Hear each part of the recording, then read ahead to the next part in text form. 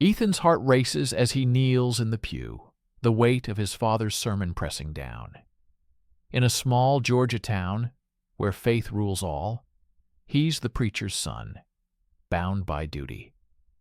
But when Caleb, a bold farmhand, locks eyes with him across the church, a spark ignites. A dangerous truth Ethan's buried for years. Each glance pulls him closer to a secret that could shatter his world, or set it free.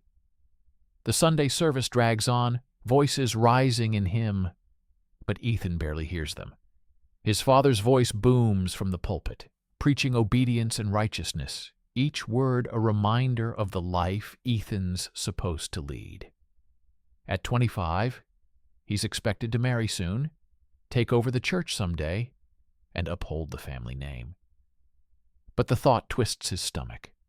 Since he was 15, he's known he's different, drawn to men, a truth he's hidden behind prayers and silence. In this town, where every whispered rumor spreads like wildfire, being gay isn't just taboo. It's a sin. Caleb's arrival changes everything. He showed up last week, hired to work the Dawson Ranch. Ethan first noticed him unloading hay bales, moving with a quiet confidence that drew curious stares. Now, sitting across the aisle, Caleb's presence feels like a current pulling Ethan under. Their eyes meet again, and Caleb's lips curve into a half-smile, bold and unguarded. Ethan's breath catches. He looks away, heart pounding, but the moment lingers, a dangerous promise. After the service, the congregation spills outside, voices buzzing with small-town gossip. Ethan's father, Pastor Daniel, claps shoulders and shakes hands, his authority unquestioned. Ethan lingers near the church steps, tasked with organizing the upcoming annex project. That's when Caleb approaches, his steps deliberate. "You're Ethan, right?" Caleb's voice is low, steady. "Heard you're leading the build." Ethan nods, his throat tight. "Yeah. Starts next week." "You volunteering?" "Figured I'd pitch in," Caleb says, his gaze steady, searching. Seems like a good cause. There's something in his tone, too knowing, too direct, that sets Ethan on edge. He mumbles agreement and turns away, but Caleb's presence sticks with him, a shadow he can't shake. The next few days blur with routine, chores, prayers, and dodging his father's questions about his future. But Caleb's everywhere. At the general store, he's buying supplies, tossing Ethan a nod. At the community supper, he's across the table, his knee brushing Ethan's under the crowded bench. Each encounter tightens the knot in Ethan's chest, a mix of fear and longing he can't untangle. Monday dawns, and the annex project begins. Ethan oversees volunteers, hammering nails and hauling lumber under the Georgia sun. Caleb joins the crew, his strength evident as he lifts beams with ease. They work side by side, their silence heavy with unspoken words. When Caleb hands Ethan a water canteen, their fingers brush, and Ethan freezes, the touch sparking heat up his arm. Caleb's eyes hold his, unflinching, as if he sees right through Ethan's carefully built walls. "You're quiet today," Caleb says, breaking the silence as they stack boards. "Something on your mind?" Ethan shrugs, avoiding his gaze. "Just focused." Caleb chuckles, soft but pointed. "Focused, huh? Or running from something?" The words hit like a stone. Ethan's pulse spikes, his mind racing. Does Caleb know? The thought terrifies him, but there's no judgment in Caleb's eyes, only curiosity, maybe something more. Before Ethan can respond, his younger brother Noah calls from across the site, waving him over. Ethan seizes the excuse, but Caleb's words echo, stirring a restlessness he's long suppressed. That night, alone in his room, Ethan kneels by his bed, praying for strength to bury his feelings. But Caleb's face flashes in his mind. Those bold eyes, that half-smile. The prayer falters. For the first time, Ethan wonders if hiding is worth the cost. The town, his family, his faith, they all demand he stay in line. But Caleb's presence is a crack in that foundation, and with each passing day, the crack grows wider, threatening to pull Ethan into the unknown. The hammer's rhythm steadies Ethan's nerves as he drives nails into the church annex frame. But Caleb's presence nearby keeps him on edge. It's been a week since their first exchange, and every shared glance fuels a restless pull Ethan can't ignore. The Georgia sun beats down, sweat stinging his eyes, but it's Caleb's quiet watchfulness that makes his pulse race. They work in sync, hauling lumber and aligning beams, their movements a silent dance amid the volunteers' chatter. Caleb breaks the quiet as they lift a heavy plank. "You're good at this," he says, his tone casual but pointed. "Leading, I mean. Everyone listens to you." Ethan shrugs, dodging the compliment. "Just doing my part." His voice is tight, betraying the storm inside.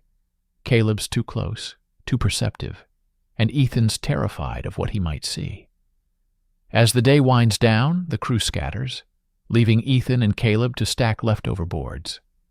The air grows still, the hum of cicadas filling the silence. Caleb sets down a plank and turns to Ethan, his gaze direct. "You don't say much, but I can tell something's weighing on you. Want to talk?" Ethan's heart lurches. He wants to brush it off, to retreat. But Caleb's openness disarms him. "It's nothing," he mutters, stacking a board with more force than needed. Caleb steps closer, his voice low. "I know what it's like to hide, Ethan, to feel like you don't fit." He pauses, searching Ethan's face. "I'm gay. Always have been. And I think you're carrying something like that too." The words hit Ethan like a jolt, stealing his breath. His first instinct is to deny it, to run. But Caleb's steady gaze holds him in place. "You don't know me," Ethan whispers, but his voice cracks, betraying him. "I see you," Caleb says softly, "and it's okay." The world narrows to the space between them. Ethan's chest tightens, years of fear and shame colliding with a flicker of relief. Before he can stop himself, he speaks, voice barely audible. "I've known since I was a kid, but here, it's not allowed. My dad, the church, they'd never accept it." Caleb's hand grazes Ethan's arm, a fleeting touch that sends warmth through him. "You don't have to face it alone," he says. Emboldened, Caleb leans in, and Ethan doesn't pull away. Their lips meet, tentative at first, then urgent, a rush of longing breaking free. For a moment, Ethan forgets the world, until footsteps crunch nearby. They spring apart, hearts pounding. An elder Mr. Hargrove appears, eyeing them suspiciously. "Everything all right here?" he asks, his tone sharp. "Yeah, just finishing up," Caleb says smoothly, but Ethan's frozen, panic clawing at him. Hargrove nods and moves on, but the moment shatters Ethan's fleeting courage. He stumbles back, breath ragged. "This can't happen," he mutters. "If anyone finds out..." Caleb's eyes soften, but there's a firmness beneath. "We'll be careful, but you can't keep running from who you are." That night, Ethan lies awake, replaying the kiss, the elder's gaze, Caleb's words. Fear churns in his gut, his father's wrath, the town's judgment, the life he'd lose. But Caleb's touch lingers, a spark that refuses to fade. The secret's out, even if just between them. And Ethan knows there's no going back. Ethan's hands tremble as he hammers nails into the church annex, the rhythm failing to calm him. Days have passed since the kiss with Caleb, and each moment feels like a tightrope walk over a pit of exposure. The Georgia heat presses down, but it's the fear of discovery that chokes him. Caleb works nearby, their glances brief but charged, a secret binding them in the midst of the oblivious crew.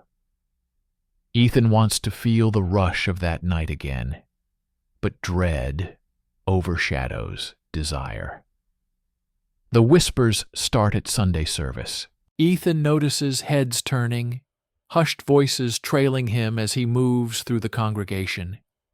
His younger brother Noah, 18 and eager to prove himself to their father, Pastor Daniel, avoids Ethan's eyes. Unease gnaws at Ethan's gut. Noah's been distant, his usual chatter replaced by sidelong glances. Ethan tries to brush it off, focusing on his father's sermon about purity and obedience, but the words cut deeper now, each one a reminder of his hidden truth. After the service, Noah corners Ethan behind the church, his face twisted with anger. "I heard you," he hisses. "In the annex with that farmhand. People are talking, Ethan. You're shaming us. Dad, the church, me." His voice cracks, torn between fury and desperation. Ethan's stomach drops. "You don't understand," he starts, but Noah cuts him off. "I understand enough. You're choosing sin over family." Noah's words sting, fueled by the need to win their father's approval. Before Ethan can respond, Noah turns and strides toward the parsonage, his intent clear. Panic surges through Ethan. He knows what's coming. That evening, Pastor Daniel summons Ethan to the church office. The air is heavy with unspoken accusations. "Noah told me," Daniel says, his voice low, controlled, but laced with rage. "He says you've been unnatural with that worker, Caleb. Is it true?" Ethan's throat tightens. He wants to lie, to preserve the fragile life he's known, but the weight of hiding crushes him. "I'm gay, Dad," he says, voice barely above a whisper. "I didn't choose this. It's who I am." Daniel's face hardens. "You're the preacher's son. This isn't just about you. It's about our family, our church. You will renounce this, or you're no son of mine." His words are a blade, slicing through Ethan's hope. The congregation is called, and Daniel delivers a public rebuke, branding Ethan's feelings as sin. Whispers turn to stares, and Ethan feels the town's eyes on him, judging, isolating. Desperate, Ethan seeks Caleb at the Dawson Ranch. "They know," he says, voice shaking. "Noah told them. My dad. Everyone.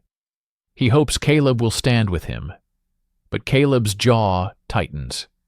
This town's not safe for us now," Caleb says, his tone heavy. "I'm leaving, Ethan. I can't stay where I'm not wanted." His words hit like a betrayal, though Ethan sees the fear in his eyes. Caleb's hand lingers on Ethan's arm, a fleeting apology, before he turns away. Left alone, Ethan wanders the empty annex site, the half-built frame a reminder of what he's losing. Noah's betrayal, his father's rejection, and Caleb's departure leave him hollow. The town that once felt like home now feels like a cage, and Ethan's left grappling with a truth he can no longer hide. Ethan stands alone in the unfinished church annex, the Georgia dusk casting long shadows over the skeletal beams. The sting of Noah's betrayal and Caleb's departure burns fresh, each loss a weight pressing him toward collapse. The town's whispers follow him, judgmental glances from neighbors, cold silence from the congregation. His father's ultimatum echoes in his mind. Renounce who he is, or lose everything. Ethan's spent years praying to change, but the prayers go unanswered, leaving only shame and a gnawing sense of failure. He tries to lose himself in work, hauling lumber with mechanical focus, but the annex feels like a monument to his unraveling life. The volunteers avoid him now, their chatter falling silent when he nears. Even Noah, who once trailed him like a shadow, keeps his distance, his face a mask of guilt and defiance.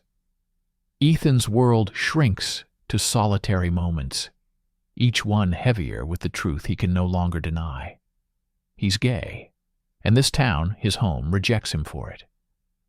At night, Ethan kneels by his bed, pleading for clarity, but doubt creeps in. If his feelings are wrong, why do they feel so real? Caleb's words, "You can't keep running from who you are," haunt him, but Caleb's gone, leaving Ethan to face the fallout alone. The isolation is suffocating, and for the first time he wonders if he can keep living this way, hiding behind a mask that no longer fits. The breaking point comes during a tense supper at home. Pastor Daniel barely speaks, his silence a condemnation sharper than words. Noah fidgets, avoiding Ethan's gaze. Finally, Daniel sets down his fork, his voice cold. "Have you made your choice, Ethan? Will you repent, or will you drag our family's name through the mud?" Ethan's hands shake as he meets his father's eyes. "I can't change who I am," he says, voice steady despite the fear clawing at him. "I've tried, Dad. I've prayed. But this is me." Daniel's chair scrapes as he stands. "Then you're no longer welcome here. Leave by morning." The words land like a blow, final and unyielding. Noah's eyes widen, but he says nothing. His silence, a second betrayal. Ethan stumbles out into the night, the weight of rejection crushing him. He walks to the Dawson Ranch, hoping Caleb might still be there. But the bunkhouse is empty, Caleb's belongings gone. The ache of abandonment cuts deep. Caleb's fear drove him away, leaving Ethan to face this storm alone. He sinks to the ground, the stars above offering no answers. Despair threatens to swallow him, his future a blank void. Then, a memory surfaces. A letter from his cousin Sarah in Atlanta, tucked away in a drawer. She'd written months ago, inviting him to visit, hinting at a world beyond the town's judgment. "You'd like it here," she'd said. "People are free to be themselves." Ethan hadn't responded, too tethered to his life here, but now the letter feels like a lifeline. He retrieves it, the words a faint spark in the darkness. Atlanta is far, unknown, but it's a chance, a place where he might breathe without fear. By dawn, Ethan makes his choice. He packs a small bag, leaving behind the only home he's known. The road ahead is uncertain, but the thought of a place where he can be himself fuels his steps. As he boards a bus, the town fades behind him, its weight lifting with every mile. Ethan doesn't know what awaits, but for the first time, he feels the possibility of freedom. Ethan steps off the bus in Atlanta, the city's hum a sharp contrast to the quiet of his Georgia hometown. The weight of his father's rejection and Caleb's departure lingers, but the air here feels lighter, alive with possibility. At 25, he's starting over, carrying only a small bag and his cousin Sarah's letter. Her words, "You can be yourself here," propel him forward. The journey to self-acceptance is daunting, but for the first time, Ethan feels a flicker of hope. Sarah greets him at her apartment, her warm hug a balm to his raw nerves. She introduces him to a support group for queer individuals, a small gathering where stories of struggle and triumph echo his own. Ethan listens, hesitant at first, but the openness of others, people who've faced rejection yet found strength, chips away at his self-doubt. He shares his story, voice trembling, and the group's quiet support steadies him. Each meeting builds his confidence, teaching him that his identity isn't a sin, but a truth to embrace. Months pass, and Ethan finds work at a community center, helping organize events for youth. The role grounds him, offering purpose where shame once ruled. He rents a small room, his first taste of independence, and begins to explore Atlanta's vibrant queer community.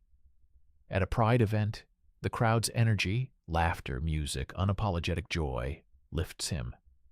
For the first time, he feels like he belongs, not as the preacher's son, but as Ethan, whole and enough. Then, amid the colorful chaos, he spots Caleb. Their eyes meet, and Ethan's heart lurches, old wounds resurfacing. Caleb approaches, his expression a mix of guilt and relief. "I didn't expect to see you here," Caleb says, voice low. "I owe you an apology, Ethan. I ran because I was scared of what that town would do to us."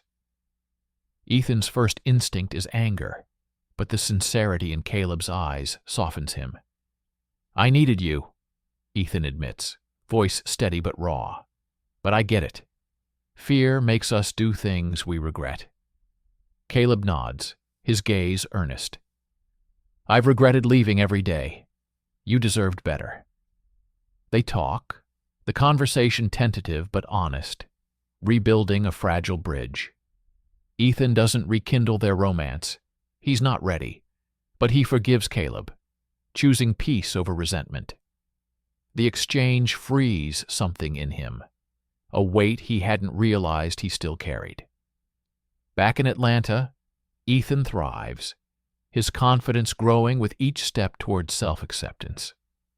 One evening, a letter arrives from Noah, his younger brother. The words are halting, filled with regret. "I was wrong to tell Dad. I see now how much I hurt you. I hope you're okay." Noah hints at wanting to reconnect, a small crack in the family's wall of rejection. Ethan tucks the letter away, not ready to respond, but open to the possibility of healing. As Ethan walks through the city, the skyline glowing under the dusk, he feels a quiet strength. The town that shunned him is a distant memory, its judgment no longer defining him. He's found a community that sees him, a life where he can stand tall. The road ahead isn't without challenges, but Ethan knows he's not alone.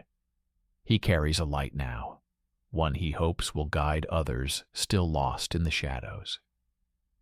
If this story touched you, don't forget to subscribe and turn on the bell. More stories are coming that will move you, inspire you, and challenge the way you see your own journey. Every story matters, and each one brings us closer to who we are meant to become.